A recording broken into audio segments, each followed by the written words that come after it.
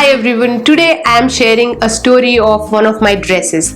This dress traveled two generations and it went through so many changes, and I want to keep this video as a simple chit chat kind of video. Chalo, let's begin. I prefer having a story behind each dress of mine. I believe in that.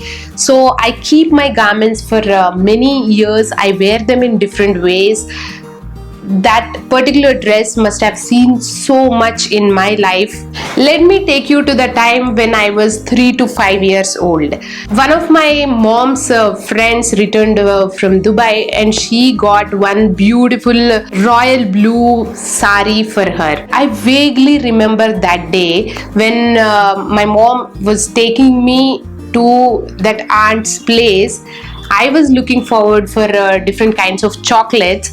She got this beautiful sari for my mom. I remember my mom wearing this sari.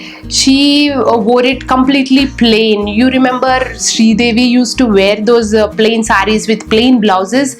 That kind of style my mom wore. After a while, when I grew up a little, I always loved this color and I always loved the fall of the fabric. So I thought I'll make it into a dress.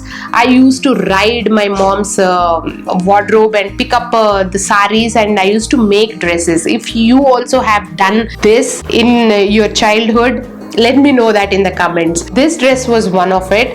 I initially made it into a skirt. It was a skirt. Let me show you. From waist down, it was a skirt in the beginning. It had elastic waistband and it is a circular cut skirt. I always looked for a top, suitable top for that skirt. I never could find one.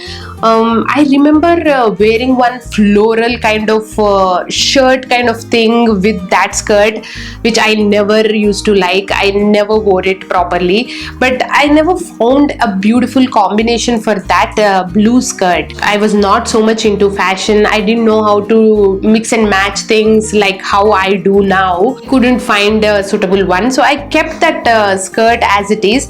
There was extra fabric after making that skirt. I kept that fabric also safe. After many years, then I decided to make it into a frock. I really love frocks. That was the beginning of my love for those frocks. So the remaining fabric which I kept was made into the body for the skirt. So from under the bust, the skirt piece is added to the body. And I had a little less fabric, so I had to go for very deep neck. In those days, that deep neck was not like acceptable, but I started wearing it and I didn't mind wearing it.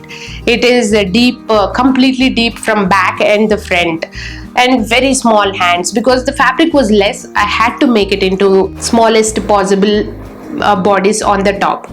And then I really loved it. But those days I was not so confident to wear a single piece frock.